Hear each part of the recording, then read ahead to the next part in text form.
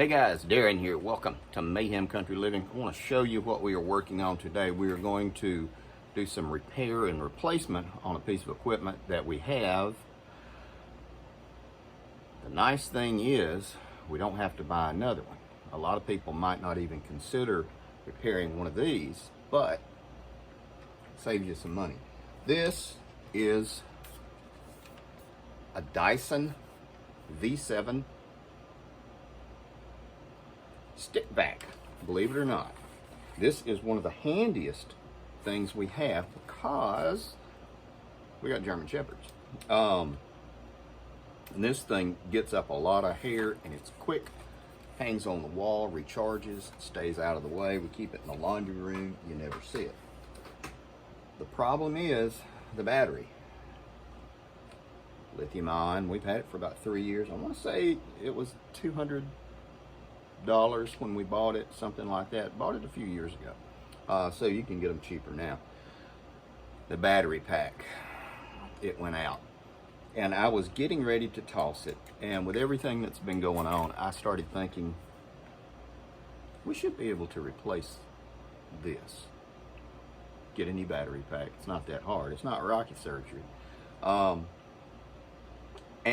So I started doing a little bit of research, looked at some stuff online, and sure enough, you can do it. It takes a few screws. I mean, it's not made to be easy for you to replace, but you can do it. So on a scale of like 1 to 10, 10 being the hardest, it's going to be like a 4 or 5. It's not terribly involved or hard. Basically, you're going to start at the top and take everything apart. I'm going to slide all of this together, and I'll show you how I took it apart. More to come.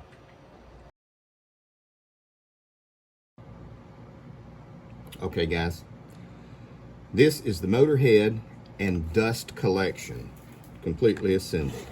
What you would do is you'll notice there's a small hole here. There's a screw right there.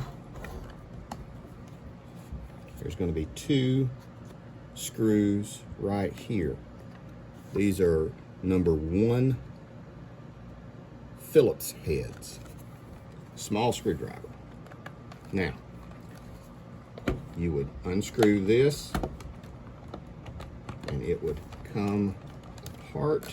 Hang on. There we go. It's hard to do it. And that's going to be your old battery. And so you would replace it the same way. To make it easier and to clean it, because we gave it a really thorough cleaning at the time, this top button right here, you pull and it opens. There we go.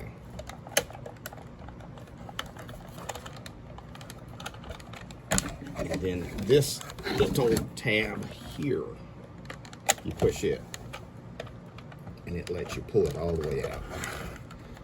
And then that lets you pull it all the way out.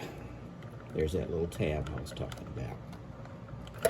You can clean this, wipe it out. That's what we're going to do.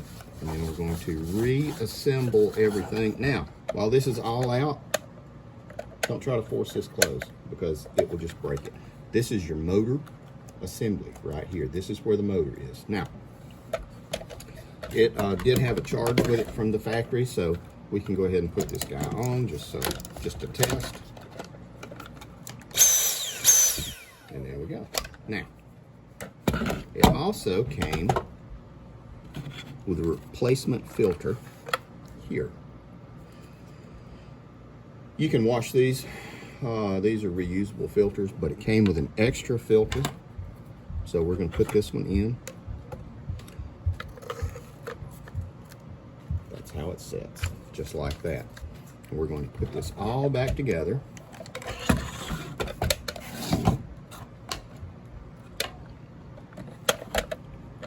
You see these tracks here, okay? This fits in those tracks all the way up at the top. Or you will struggle with it And when you struggle with these things, you end up breaking them.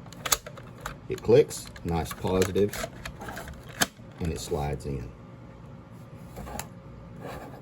Once this has been pushed all the way in,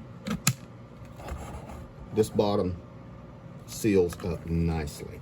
Now, we've got this all put back together. This is how I took it apart.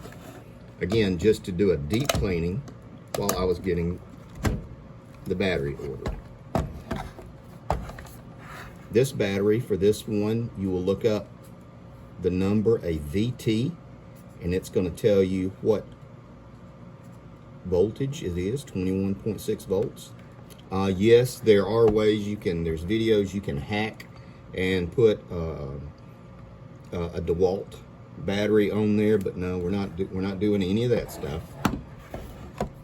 More come.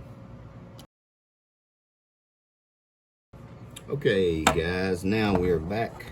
These are the two screws that go in the bottom. Now, they were kind enough to provide me with replacement screws as well as a screwdriver. But the kick in the butt is it was a number 2 Phillips head. And the screws were number 1. So,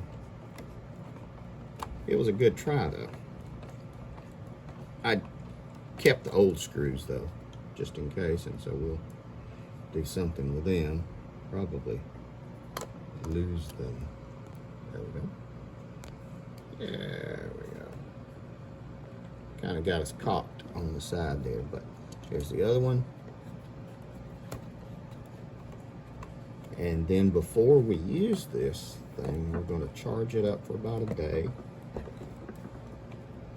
And there we go. And the last one. Now the interesting thing, the screws that I took out were 2 different sizes. I had one small one that went here. They sent me 3, all of the same size.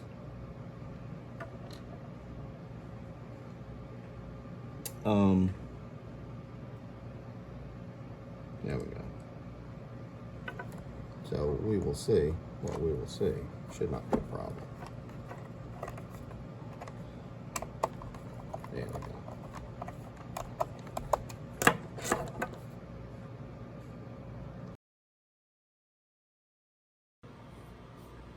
Okay, all put back together. All the screws are in place.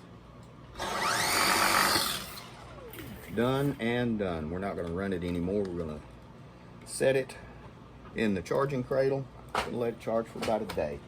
And then that will be good as new. One of the funny things, you don't really think about how you're going to clean everything and all of the SHTF stuff. If you have a good broom and a dustpan, well, that works great. But if you have some sort of cordless stick vac, you found a shell. If you have a good stick vac or a shell, you found it over there. What you got in your other hand? A screwdriver. It'll go a long way with making life quasi-normal. Because I don't know about you guys, but I ain't going back to the Stone Age. Hope this helps. Take care of you people.